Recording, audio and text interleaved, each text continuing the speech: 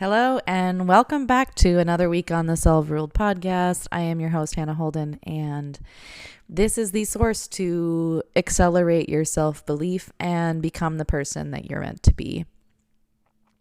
This week, I want to talk with you about the biggest obstacle between you and what it is that you really want. And that obstacle is you. That might not be very shocking for you. It's not shocking for me. I've always known that I would be the biggest obstacle to anything I ever wanted to achieve. But that is a truth that I have really come to realize and appreciate as I've gone into my own personal development journey the last 8 years or so, 8 to 10 years.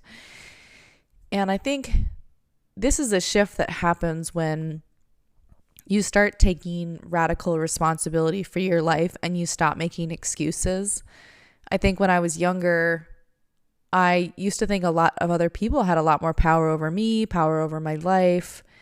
And I wasn't quite at that place yet where I was taking that radical responsibility, radical accountability. And there's something very freeing when we do that, because when we finally acknowledge to ourselves that we are the ones that can either make it happen for us or not, we are the ones that either are getting in our way and holding us back or not, then there's so much, there can be so much freedom in that and so much power in that. I think it can also be kind of daunting because we have to take that full accountability. We can't make it about other people anymore. We can't make it about that partner who doesn't support us or that boss who didn't make a way, or, our parents. And I think sometimes when we hold on to other people being the reason or the excuse for why we don't achieve something in our life or why we don't move in a new direction, we're definitely delaying the growth that is possible. But when you make that switch, and decide that you are the one that is fully responsible for your life, it starts and ends with you, the whole game changes. But then we have to really look at ourselves. We have to almost just make it 100% about what is it that we're doing that's contributing to our success? What is it that we're doing to learn and grow and self-reflect and evolve? What are we doing to take those steps in different areas of our life? Versus what are the things that we're doing consciously or unconsciously that are actually holding us back from that? And that's where I think the work is, because in my opinion, people who are making it about everyone else but themselves, they haven't started on their work yet, because they're still externalizing it. They're still making excuses and making it about the other people in their life. And they haven't really tuned into the real game, which is how are we not only responsible, but how are we holding ourselves back potentially from what it is that we want or our growth potential in life. And so I was thinking about it this morning. I was thinking about self-abandonment, and I don't know how other people would define this term exactly. I've heard this term so many times being thrown around on the internet. But I think it kind of speaks for itself when I say self-abandon. But my interpretation of that is anytime we choose to silence or repress or ignore our own truth and knowing about something, maybe it's our values or a truth or a knowing about a situation, about a person, about a life direction, anything, and we abandon that for the sake of maybe just keeping the peace or maintaining a relationship, or maybe we're just not ready to confront the uncertainty or fear that comes from staying true to ourselves. We're not ready to fight all of the demons that come with holding our ground and staying true to ourselves. But I really like the term the more that I've heard it, and it's just because it just speaks so much to the human experience of how often we will be tempted to self-abandon, and sometimes for reasons that we feel are really good reasons. Maybe our partner or family member or, for the sake of making money or whatever. And we can definitely convince ourselves that we're doing the right thing when we self-abandon. But I was thinking about it this morning and this thought crossed my mind. And it was, you can't self-abandon and get what you want. And that just hit me when I had that thought, because to self-abandon, I believe, is to be human sometimes, to feel conflicted, to really be dealing with being pulled in different directions by life, pulled in different directions by our relationships, our values, feel conflicted, parts of ourselves that want one thing and other parts of ourselves that want something else. That is the human experience. But that thought just hit me so hard this morning. You can't self-abandon and get what you want. And it just puts things into perspective that if there's an area of our life that we're really not fulfilled, we're not getting what we want, to really do that self-reflection and ask, how am I self-abandoning when it comes to this? And I love the simplicity of thinking about that, because you can self-abandon and you can be human and there's no judgment. We all do that sometimes. I do it significantly less than I've ever done it in my life, but we still all do it sometimes. We're human. But when you can kind of come to that realization that you just don't get both, there's a choice. It can really cut out the crap. It can really cut out the noise. It can cut out the time we spend with people or situations that we're constantly self-abandoning to maintain.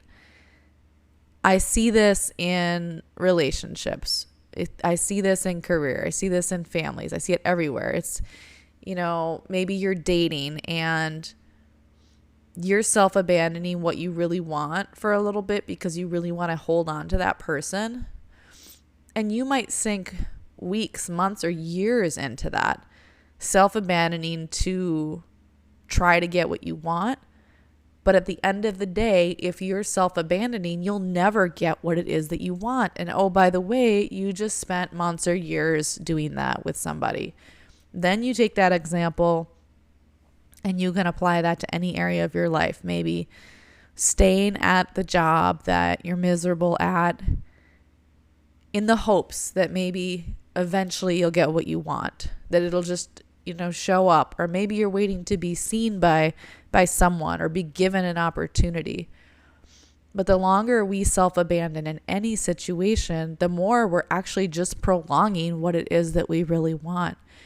But when we don't self-abandon and we hold firm to our values or our boundaries, or even just the desire of something that we really want in our life, then we are available for it, because we haven't allowed that area of our life to be cluttered by something or someone that isn't for us. I'm guilty of this. We're all guilty of this, but it just hit me so hard this morning thinking about that, because then it just comes down to a choice. How much longer am I willing to wait to have what I want? For me, this is a lot more about business and just all of the visions and goals and things that I have and things that I want to achieve, and staying true to those. That's a big part of it for me. I would also say I encounter this a lot in my dating life when I meet people, because there will be men that will show up in my life that sound great, but as I get to know them, I realize how much of my values and my truth I would have to compromise, parts of myself that I would have to leave out of the equation in order to fit into that relationship. And if I'm self-abandoning in those situations, I'm just prolonging what it is that I really want from coming to me. So hopefully me sharing about this, I suspect that if you're listening to this, you can relate in different areas of your life. And I love the simplicity of it, because there may be areas of your life that you are self-abandoning and you may not be ready to stop. You may not be ready to stop self-abandoning in that way.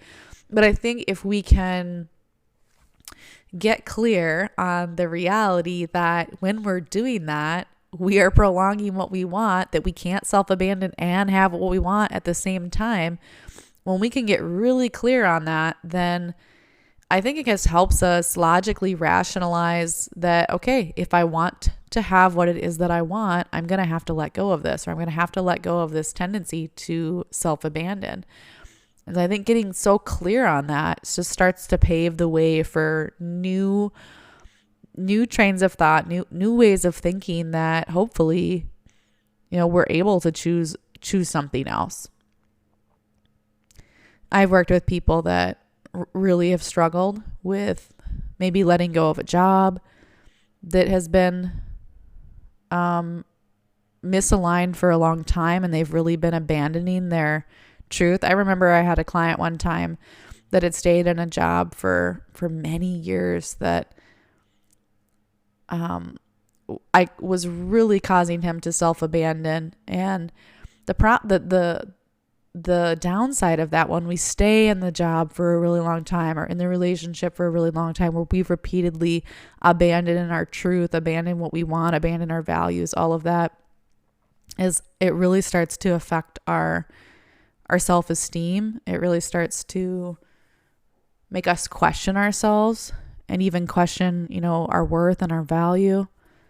So, I have so much empathy, because we're all caught in that. But again, I would just come back to that question, where are you self-abandoning, and how is that preventing you from having what it is that you actually want? And I guess maybe to follow on with that would be, when are you going to let that go? When are you going to start choosing yourself and start holding true to what you want, knowing that the longer you're able to hold that and stay in the energy of what you really want versus self-abandoning, it's going to come a lot faster. Okay, I think that's what I've got for this week. That's it. Thanks for listening. I'll see you next time.